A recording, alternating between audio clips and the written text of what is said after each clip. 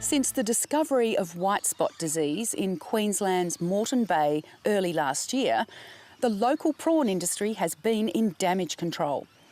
The federal government helped with a recovery package for prawn farmers, but bait fishers missed out. And as the Country Hour's Charlie McKillop reports, Moreton Bay is the only place in Australia you can commercially harvest the much prized bait, the bloodworm.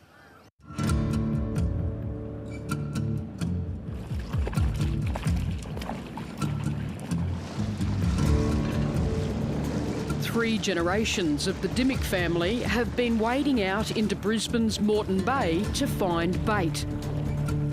They're bloodworm fishers, and you won't see commercial digging like this anywhere else in the world.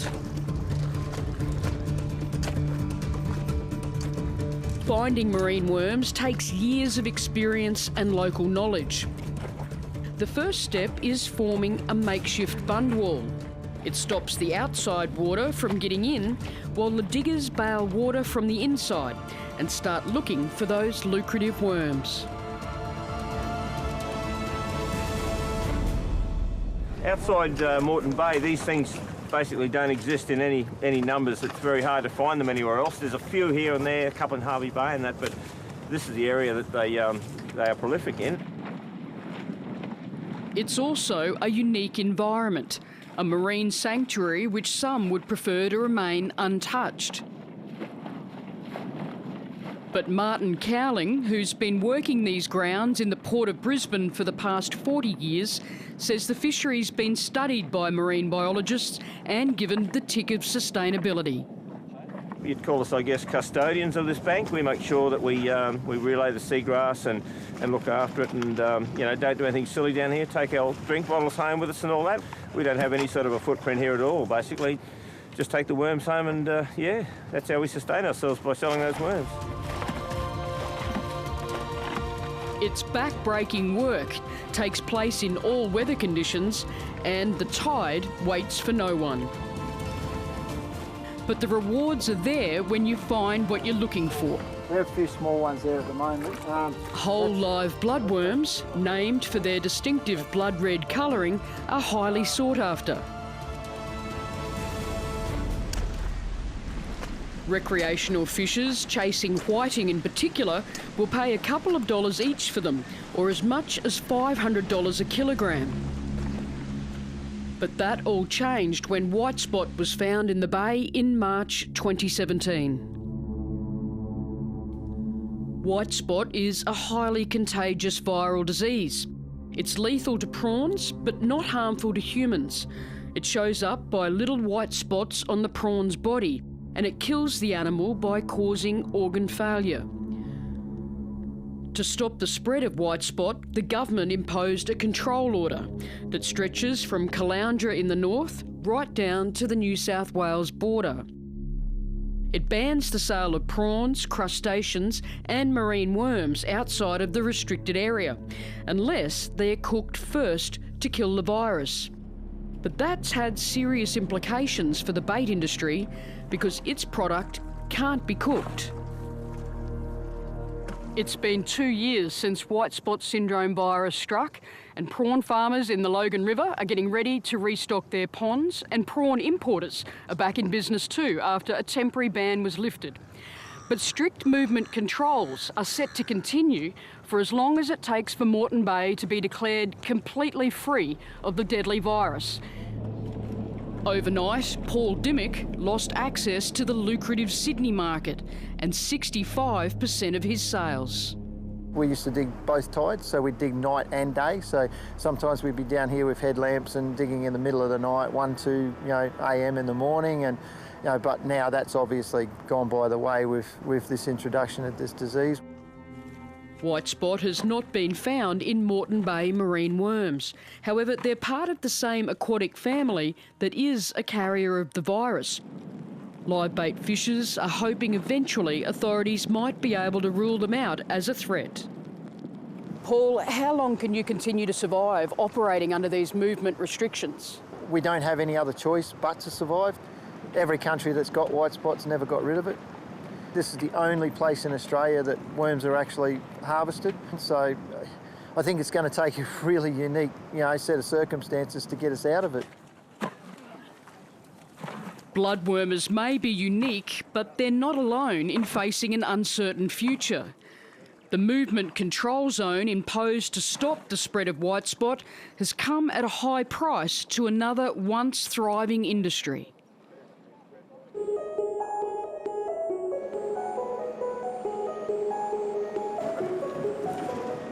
Tweed bait has been in the business for 50 years, and today it services more than 1,800 retail outlets in Queensland and New South Wales. Every day, Australia's largest bait wholesaler and distributor has up to 32 trucks on the road. There are more than 3,000 Tweed bait freezers in service stations, boating and fishing outlets and independent tackle shops across Queensland and New South Wales. Until very recently, the company also sent product to South Australia, Western Australia and the Northern Territory. But the trade ban on uncooked prawns meant that was no longer viable.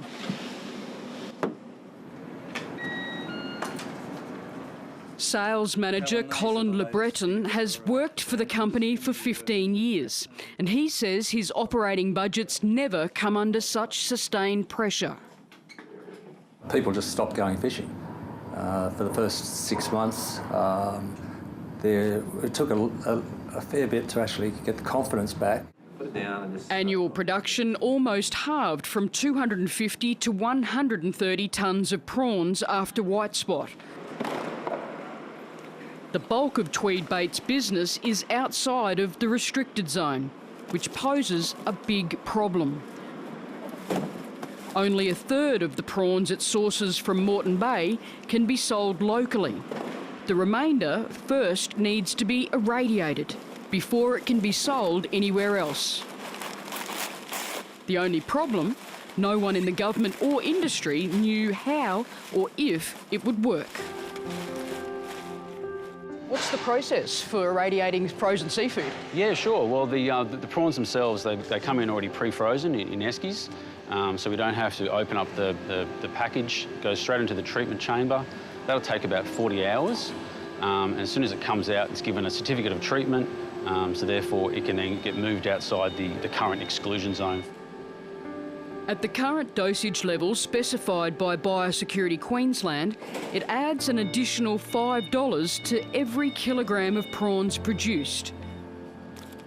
We're working with the Queensland Department, CSIRO on a project to actually reduce the time in the chamber, and will also reduce the cost for the industry.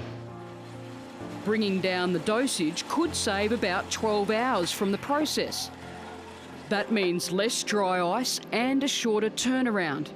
But it's still an enormous logistical exercise which requires more trucks, manpower and money. And with no end date to the white spot movement control order in southeast Queensland, it's a cost Tweed bait and its suppliers continue to wear. It could be endemic, and that to me is very tragic for the fishing industry and for Australia. We're one of the few countries in the world that it isn't endemic for white spot disease, and we want to get it back that way. So we've been forcing the government, or trying to force the government, to just pay the irradiation costs, pay for the dry ice. We're not asking for handouts. We just want the money that was never in our budgets to treat this prawn. Last year, Australia's Inspector General of Biosecurity found a major failure in Australia's border protection system most likely led to the outbreak of white spot disease. Those failings allowed huge quantities of infected raw prawns to be sold in supermarkets. Yet repeated requests by the Moreton Bay bait industry for assistance from the federal government have so far fallen on deaf ears. Tweed bait puts the extra cost at about $1 million a year. They've got a duty of care. They are the ones that stuffed it up. They are the ones that let the product come into Australia, and they are still letting the product come into Australia. They're doing nothing about it. They're trying to protect our balance of trade, right? I've got to try and protect our environment. The Federal Agriculture Minister, David Littleproud, was not available for an interview with Landline, but he's told industry the government simply cannot afford to compensate every business affected by biosecurity outbreaks. The government did, however, provide $20 million to assist the Logan River prawn farmers.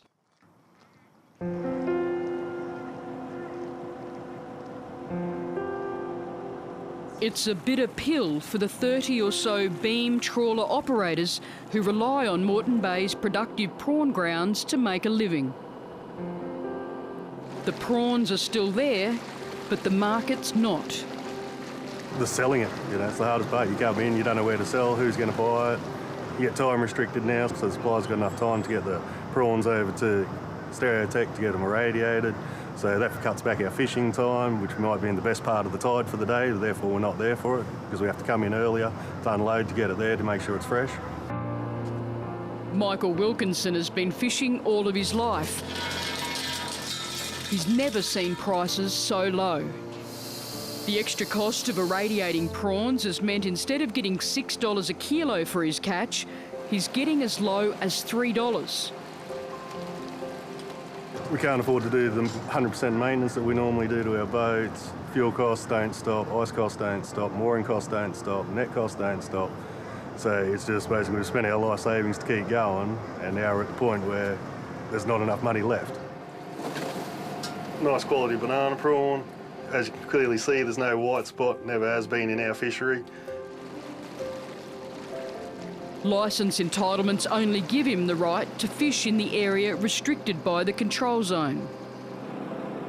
As surveillance continues, the risk of another sample testing positive for the white spot virus is ever present. It's pretty hard to plan your business around a 2-year movement order that keeps jumping. We thought we were 12 months into it, and then they found another positive test, so it starts again. So it puts massive financial pressure on me and my family, which, makes the stress at home harder, because I'm not at home because I'm on the boat more trying to make more money because of the lower prices. Experience from overseas suggests the highly contagious virus is impossible to get rid of in the wild. A recent second round of positive tests in the northern section of Moreton Bay has reinforced those concerns. The disease is very much related to high-density populations, so we do get those spikes in the January, February, March sort of periods, or even April. So as soon as you get the biomass of prawns increasing within the bay, there's every chance that white spot could be redetected. Biosecurity Queensland says it has no plans to lift or change the current control zone. It's a waiting game as testing continues. What do you got there, Davo? You don't use prawns from the supermarket for bait. They're for eating, not for fishing. In the meantime, efforts are focused on increasing awareness of the risks of using prawns intended for human consumption as bait. The government hopes recreational fishers will do the right thing, but it admits no additional resources have been put into enforcing the rules.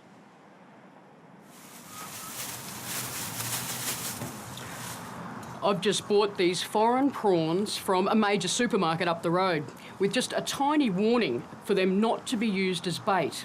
That's important because tests in May and June found white spot infected prawns. And that suggests that new standards for checking imports can't guarantee that the virus isn't coming into the country. The message is getting through to some. I guess because I use worms that are now restricted, I've been fairly conscious about the white spot problem and the impact that it's had on a number of fishermen and people within the fishing industry. Paul Scales is an avid recreational fisher who says he's well aware of his obligation not to move locally caught bait outside of the control zone. I think the government needs to deal with it once and for all, and I think the stopping of the importing of these infected prawns would go a long way to help clear this up.